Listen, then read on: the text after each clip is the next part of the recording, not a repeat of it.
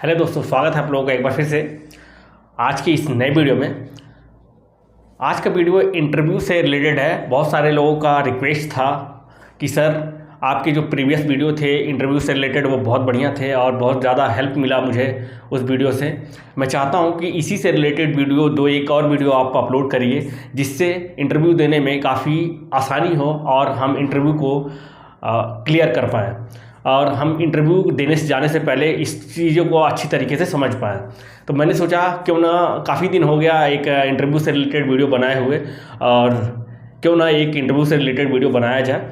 तो इस वजह से मैं ये वीडियो इसी लिए लेके आ रहा हूँ कि जो भी इंटरव्यू के लिए अगर आप जा रहे हैं या फिर आप इंटरव्यू देने के सोच रहे हैं या फिर आप स्विच करना चाहते हैं किसी कंपनी को और नई कंपनी ज्वाइन करना चाहते हैं, तो ये वीडियो आप लोगों के लिए काफ़ी खास होने वाली है, जिसमें आप लोग 2 क्वेश्चंस को बहुत अच्छी तरीके से जान पाएंगे।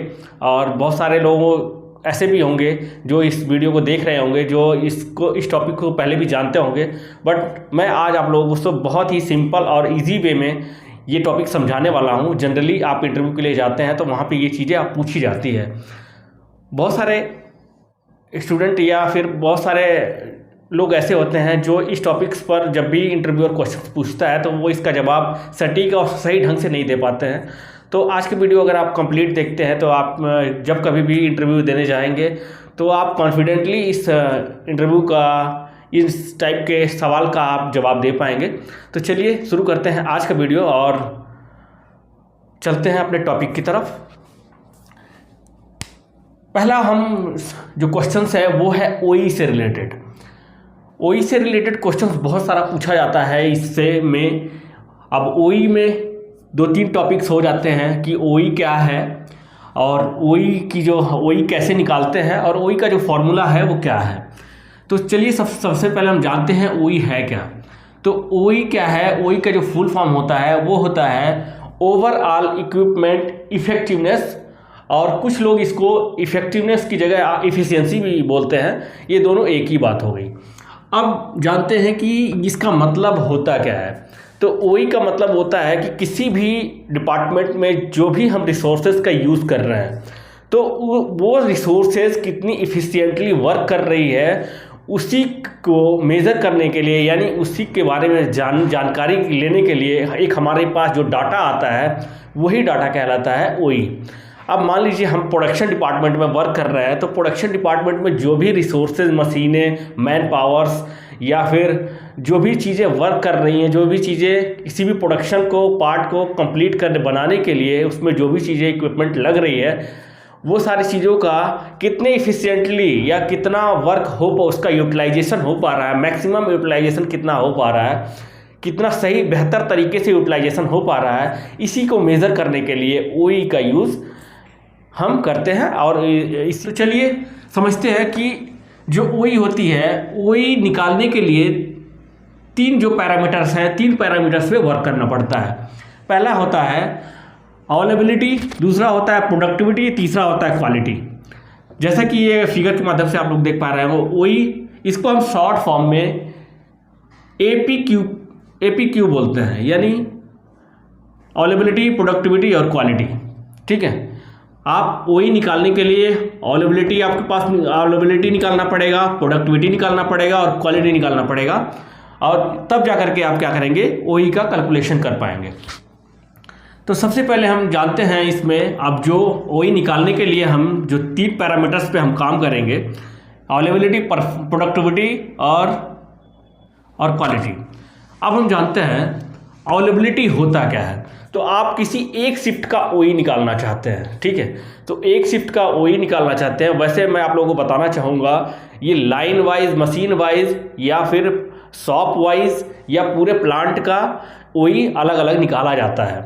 तो आप अगर चाहते हैं पार्टिकुलर किसी एक मशीन का ओई निकालना तो वो भी निकाल सकते हैं। अगर आप चाहते हैं किसी एक मशीन शॉप का ओई निकालना है तो वो भी निकल जाता है। अगर आप चाहते हैं पूरी कंपनी का ओवरऑल ओई निकालना है तो वो भी हम निकाल सकते हैं। तो आज हम समझते हैं कि अगर हम मशीन शॉप डिपार्टमेंट में वर्क कर रहे हैं तो वहाँ पे हम ओई निकालते हैं। तो उसके लिए हम अवेलेबिलिटी निकालेंगे। तो कैसे निकालेंगे? तो अवेलेबिलिटी निकालने के लिए सबसे पहले क्या होता है, मान लीजिए आपका एक शिफ्ट 8 घंटे का है, तो 8 घंटे की शिफ्ट में आपका जो अवेलेबल रनिंग टाइम के लिए जो अवेलेबल मशीनें रहीं, उपलब्ध रहीं, वो कितने टाइम के लिए उपलब्ध रहीं। यानी मान लीजिए 8 घंटे में आपकी पूरे 8 घंटे तो चलाना पॉसिबल नहीं हो पाता है। उसमें क्या है, टी ब्रेक्स भी होते हैं, लंच भी होता है, डिनर भी होता है, ठीक है। इसमें क्या होता है, ये जो लंच और आपका टी टाइम होता है ये प्लान डाउन टाइम होते हैं, या फिर जो इसकी तो पहले से प्लानिंग होती है। बट क्या है, अनप्लान्ड ब्रेकडाउन जो होते हैं उसको भी हम जोड़ करके, यानी कि जो प्लान ब्रेकडाउन होते हैं और अनप्लान्ड ब्रेकडाउन्स होते हैं, दोनों को जोड़ करके हमारा जो टोटल टाइम होता है उनमें से हम माइनस कर देते हैं, तो वो जो आता है हमारा अवेलेबल टाइम हो जाता है। अब इसको हम परसेंटेज में निकालते हैं। तो जैसे कि मान लीजिए 8 घंटे का हमारा शिफ्ट है, उसमें से 1 घंटा हमारा लंच और ब्रेकफास्ट टी टाइम में निकाल दिए और 1 घंटा हमारा मशीन ब्रेकडाउन में रही है। तो हमारा जो टोटल टाइम रहा है अवेलेबल, हम 8 में से 2 घंटे घटा देंगे तो हमारा जो टोटल टाइम 6 आवर्स होगा।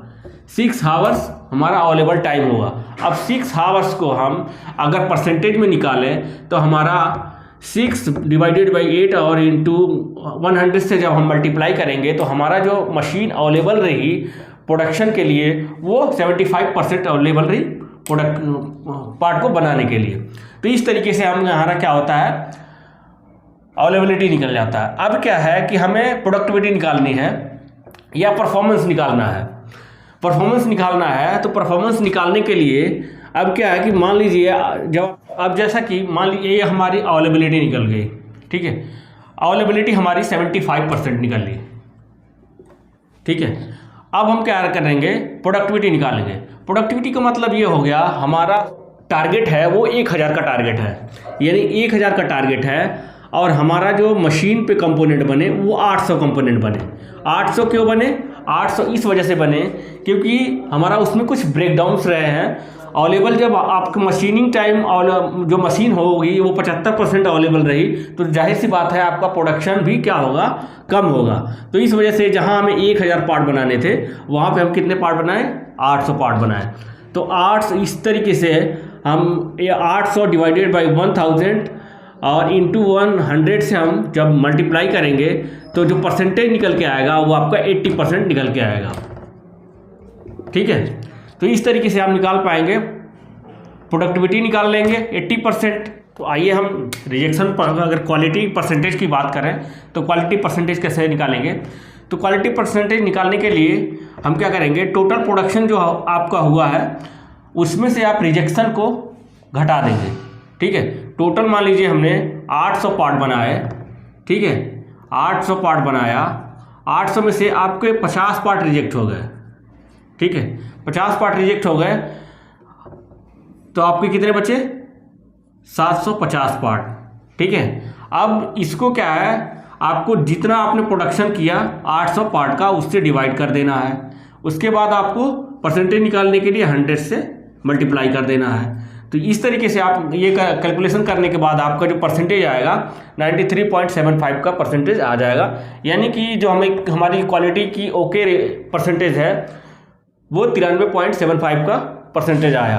अब हम क्या करेंगे, ओई का कैलकुलेशन करेंगे। तो ओई का कैलकुलेशन करने के लिए जो भी आपकी अवेलेबिलिटी, प्रोडक्टिविटी और क्वालिटी होती है इसका आप क्या करेंगे, मल्टीप्लाई करेंगे। ये आप लोग को अगर ओई निकालना है तो तीनों का मल्टीप्लाई करके हम कैसे ओई का परसेंटेज निकालेंगे। तो अब ओई क्या है, हमारा क्या कहता है, जो अवेलेबिलिटी, प्रोडक्टिविटी और क्वालिटी का मल्टीप्लाई हम कर देंगे तो वो हमारा निकल के आ जाएगा, ओई निकल के आ जाएगा। अब इसको कैलकुलेट कैसे करते हैं ये चीज़ें समझना आप लोगों के लिए बहुत ज़रूरी है, क्योंकि बहुत सारे लोग इसी में गलतियां कर बैठते हैं और ओई ढंग से वो नहीं निकाल पाते हैं। तो जैसे कि देख लीजिए हमारा जो निकला था, अवेलेबिलिटी निकला था कितना, 75%। तो 75 को हम क्या है, परसेंट को हम ऐसे लिख देंगे, 75% ना लिख करके हम 75/100 लिख देंगे। उसके बाद हमारा जो प्रोडक्टिविटी निकलेगा 80, इसको भी ऐसे लिख देंगे, ठीक है। फिर क्वालिटी हमारा कितना निकला था, 93। तो परसेंटेज में नहीं लिख करके एक वैल्यू के रूप में हमें लिखना है, ठीक है। इसी वजह से ये क्या है 100 लिखा जा रहा है, तो 93.75, ठीक है, डिवाइडेड बाई 100। अब क्या करना है, जो भी वैल्यू आएगा इसका आप निकालेंगे। अब क्या है, ओई हमारी क्या होती है परसेंटेज में निकाला जाता है, तो ओई परसेंटेज में निकाला जाता है, तो इस वजह से यहाँ पे आप मल्टीप्लाई करोगे 100 से।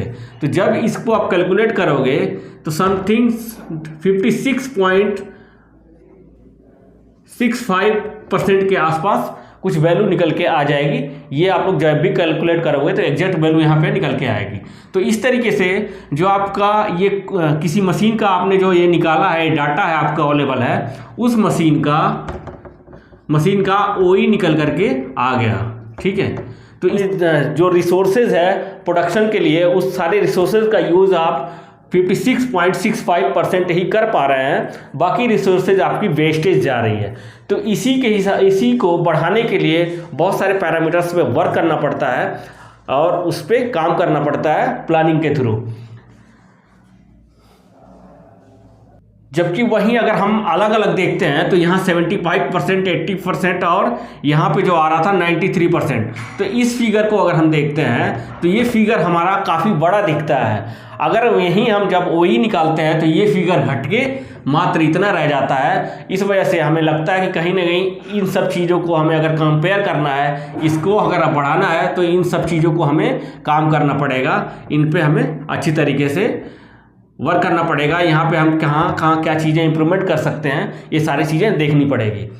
तो आई होप आज की वीडियो में आप लोगों ने ओई निकालने के बारे में अच्छी तरीके से जाना होगा और ये वीडियो आप लोगों के लिए काफ़ी हेल्पफुल साबित होगा। आप अगर कहीं भी वर्क कर रहे हैं या फिर किसी भी डिपार्टमेंट में वर्क कर रहे हैं, ये चीज़ें हर जगह यूज़ होती है, चाहे वो ऑटोमोबाइल सेक्टर हो या फिर अदर कोई सेक्टर हो। तो मिलते हैं आप लोगों से नेक्स्ट वीडियो में। जो नेक्स्ट वीडियो होगा वो वीडियो हमारा जो रिजेक्शन परसेंटेज होता है उसको कैसे कैलकुलेट किया जाता है और रिजेक्शन को जो परसेंटेज में कैसे निकालते हैं, पीपीएम में कैसे निकालते हैं और इंटरव्यू में इससे रिलेटेड कैसे क्वेश्चंस पूछे जाते हैं और कितना रिजेक्शन परसेंटेज हमारा होना चाहिए एक मशीन शॉप डिपार्टमेंट के लिए, हम कितना इंटरव्यूअर को कितना रिजेक्शन परसेंटेज बताएं ताकि हमारा सिलेक्शन आसानी से हो जाए और हम किसी अच्छी कंपनी में ज्वाइन कर सकें। मिलते हैं आप लोगों से नेक्स्ट वीडियो में। अगर वीडियो आप लोगों को पसंद आई है तो लाइक शेयर और सब्सक्राइब जरूर करिए। तब तक के लिए जय हिंद, जय भारत।